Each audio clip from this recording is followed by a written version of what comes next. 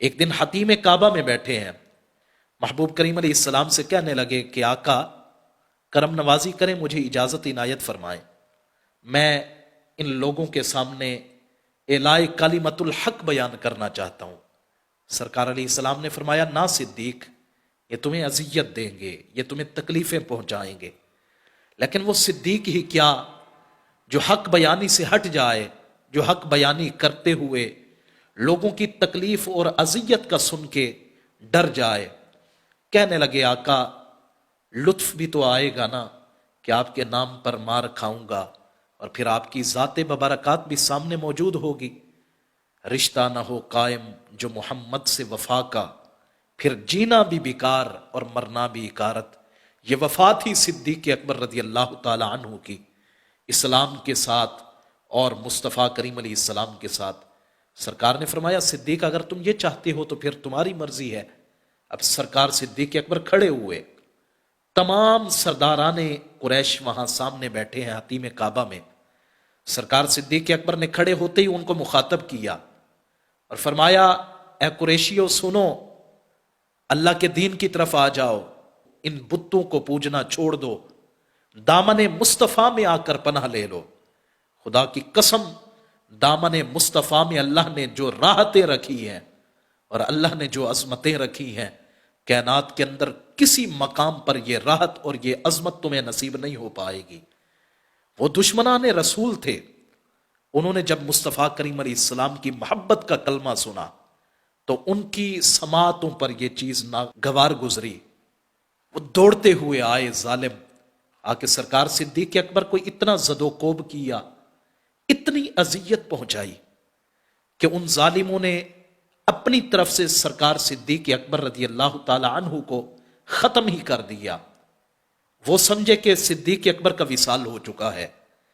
جناب صدیق اکبر بے ہوش ہوئے زمین پر گرے، یہ چھوڑ کے چلے گئے۔ آپ کے قبیلے والوں نے آپ کو اٹھایا، گھر میں لا کے لٹایا، اور لٹانے کے بعد چاروں طرف کھڑے ہو گئے اور حلف لینے لگے ایک دوسرے سے کہ جب تک صدیق اکبر کے وصال کا، ان کی موت کا بدلہ نہیں لیں گے تب تک ہم ان لوگوں کو، ان ظالموں کو چھوڑیں گے نہیں، سکون سے نہیں بیٹھیں گے۔ پورا دن جناب صدیق اکبر حالت بے ہوشی میں رہے۔ شام کو جا کے ہوش میں آتے ہیں، اور ہوش میں آتے ہی پہلا نعرہ مستانہ جو جناب صدیق اکبر رضی اللہ تعالی عنہ نے لگایا، وہ نعرہ یہی تھا کہ میرے گھر والوں مجھے بس اتنا بتاؤ ما فعل رسول اللہ، میرے مصطفیٰ کس حال میں ہے، جانے جانا کس حال میں ہے۔ جناب صدیق اکبر کی اماں کہنے لگیں بیٹا مجھے خبر نہیں، تو آپ نے فرمایا پھر ام جمیل کو بلا کے لاؤ۔ یہ ام جمیل جناب عمر ابن خطاب کی بہن تھی۔ اب ام جمیل حاضر ہوئی جناب ابو بکر کے سامنے، تو انہوں نے بھی سرکار صدیق اکبر کی حالت زار کو دیکھ کر رونا شروع کر دیا اور تڑپ کے کہنے لگی ابو بکر ان ظالموں کو اللہ نیست و نبود کرے، اللہ ان سے بڑا بدلہ لے گا۔ اب بندے کی ایک طبیعت ہے، انسان کی فطرت ہے کہ اگر سامنے کوئی انسان کے مزاج کے مطابق، اس کے دکھ میں اس کے مزاج کے مطابق بات کرنے والا آ جائے نا، تو انسان ساری باتیں بھلا دیتا ہے، انسان کا دل بھر آتا ہے۔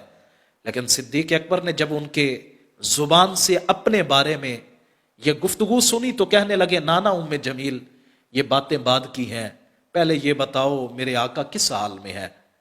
حضرت ام جمیل نے کہا ہوا سالم و صحیح، سرکار سلامت ہیں، تندرست ہیں، سرکار کو کوئی اذیت نہیں دی گئی۔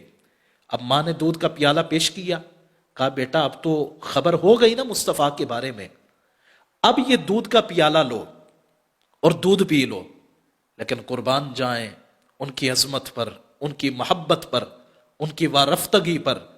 وہ کہنے لگے نانا ماں خدا کی قسم تب تک یہ دودھ یا پانی کا ایک قطرہ یا کھانے کا ایک لقمہ میرے حلق سے نیچے نہیں اترے گا جب تک جا کے ان آنکھوں سے جانے جانا کا دیدار نہیں کر لیتا۔